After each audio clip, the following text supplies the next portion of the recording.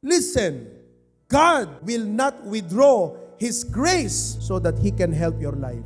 Every day, I want you to remind yourself, the grace of God is bigger than your problem.